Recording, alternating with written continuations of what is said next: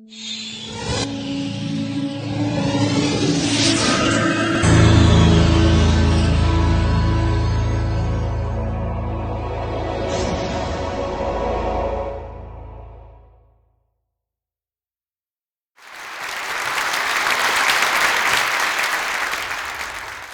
evening.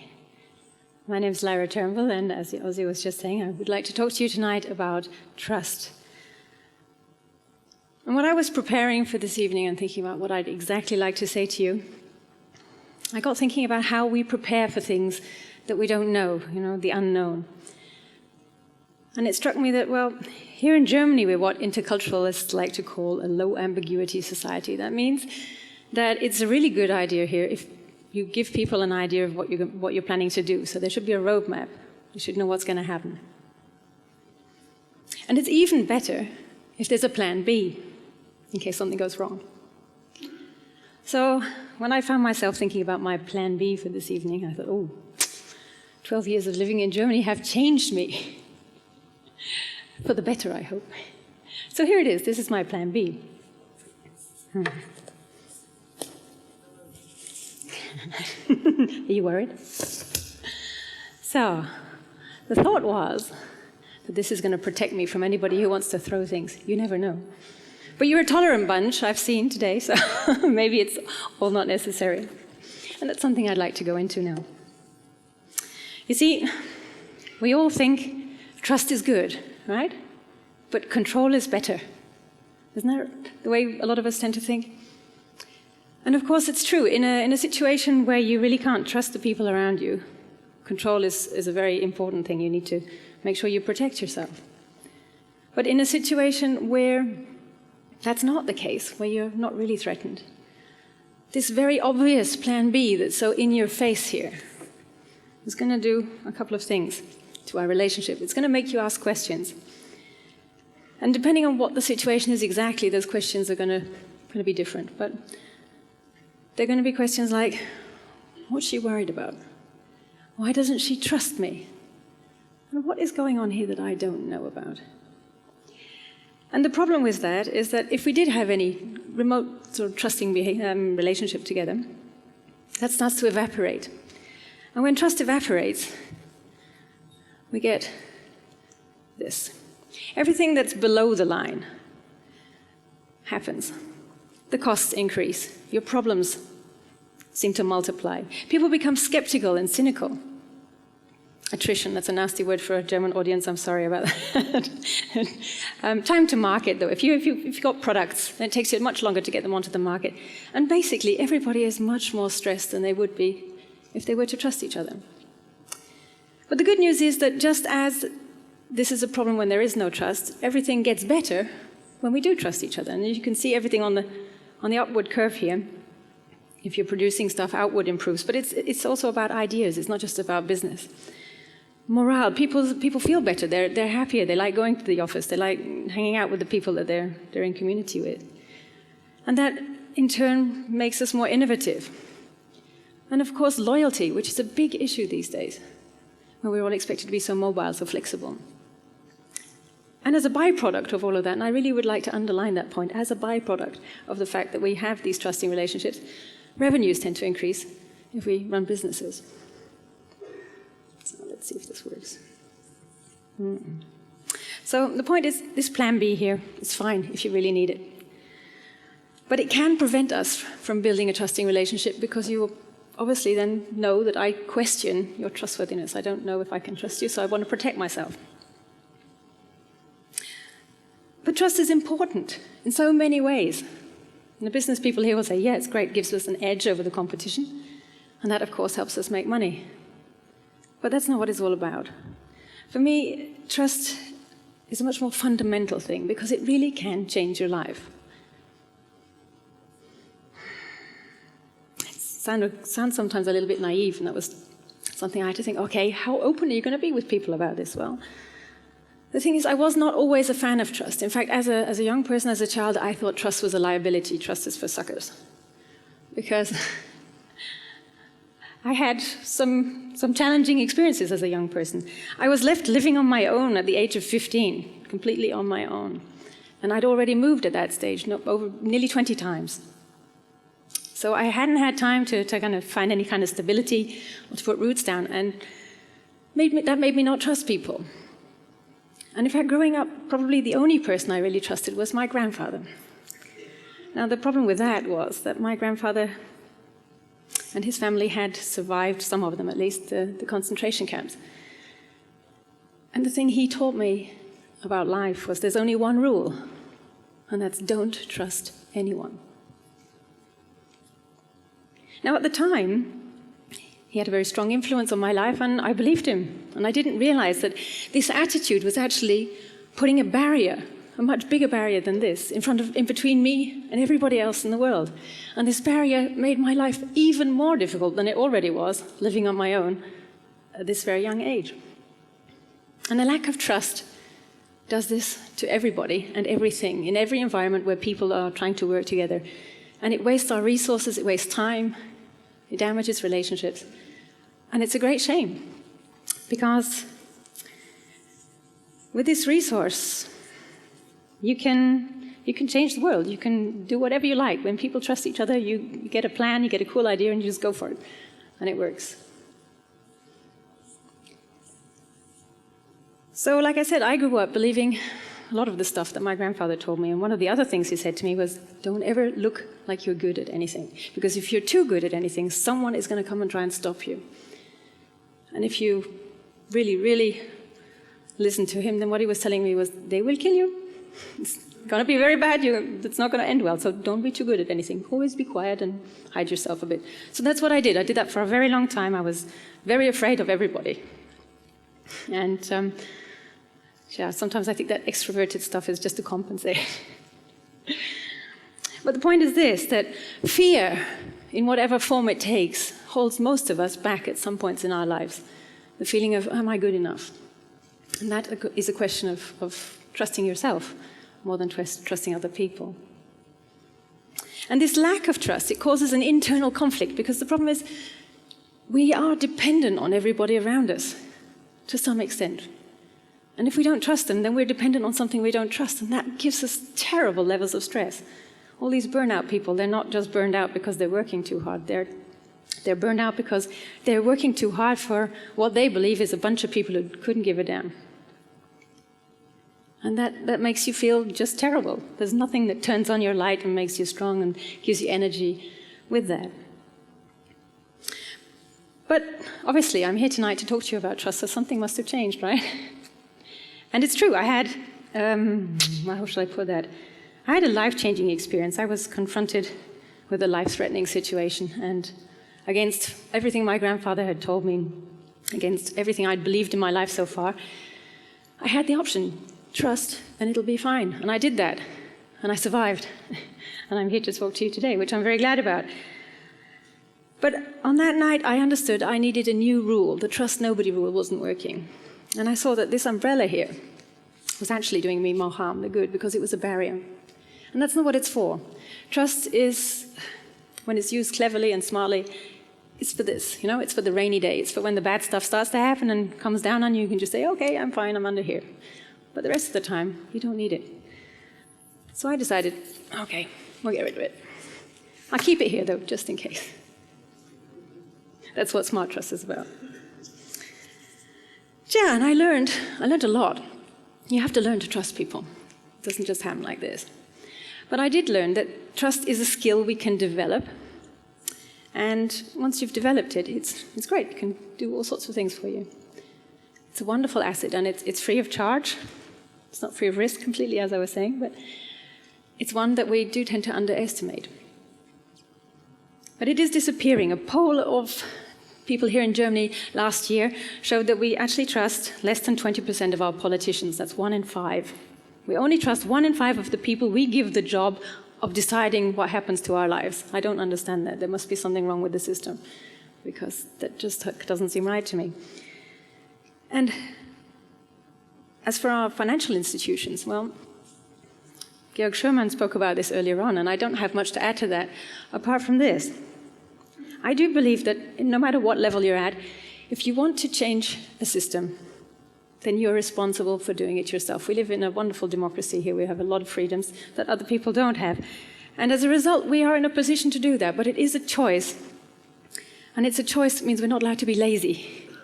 We have to do something about that if we really want things to change. But the biggest change is trusting others, and that also means trusting ourselves. And people will only trust us if we trust ourselves and we behave in a trustworthy manner. And that, again, is a choice. But I'm optimistic about this because I've spoken in the last few months to a lot of people about this subject. And most of the leaders that I've spoken to, banks and various industries, have said, okay, we figured it out. We have to do something. We have to lead by example. But we also saw a film earlier on where, okay, it's not enough when the leaders just do it. The followers have to want to do it as well. And so it's a question of, okay, how do we get them to do that? Well, it's by recognizing what it can do for you. Now, I often speak to people who don't feel they have a choice. They feel they have to carry on. They have no choice. They've got their mortgages to pay. They want to keep their job, etc. But I think you can do something about it. My work is about changing that.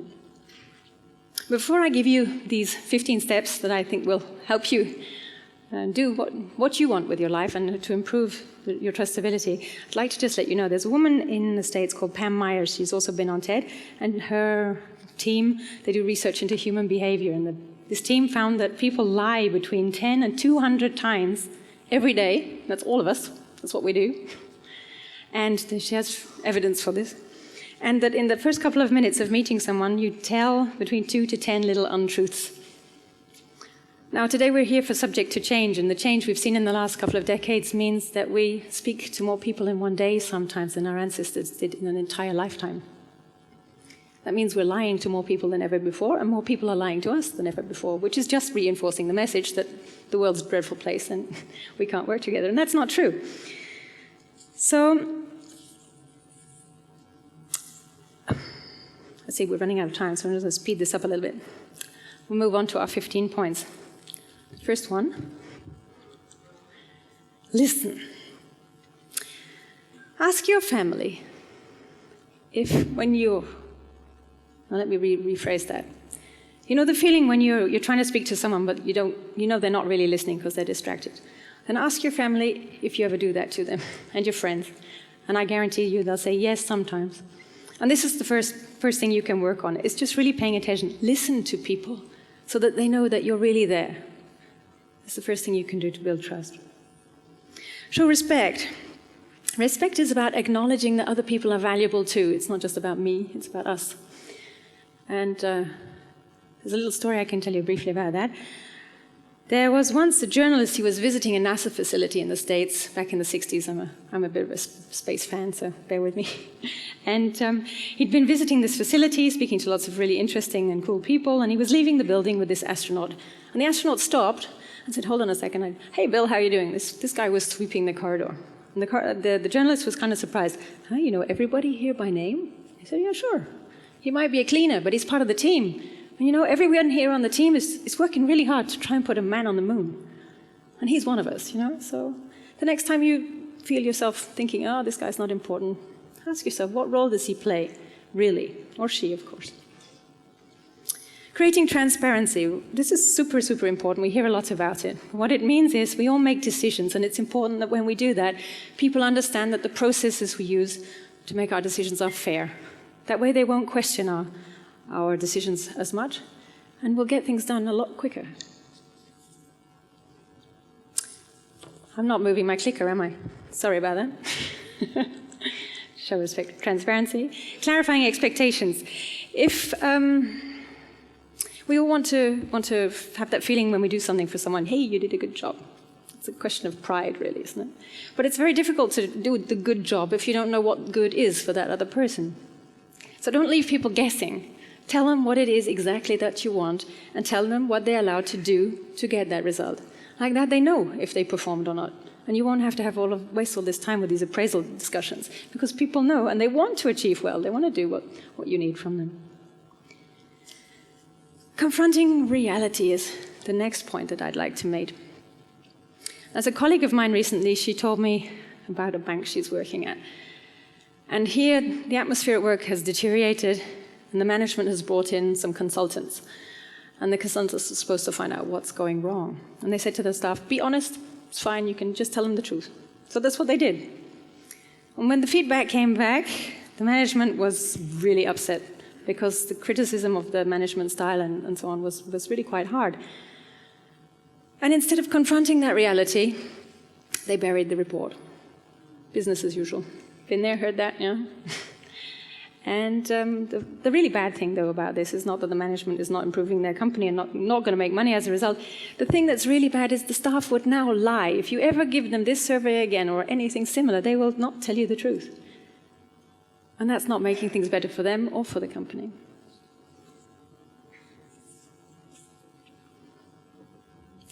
Keep commitments. Keep commitments. I'm a Star Trek fan. I love the old series.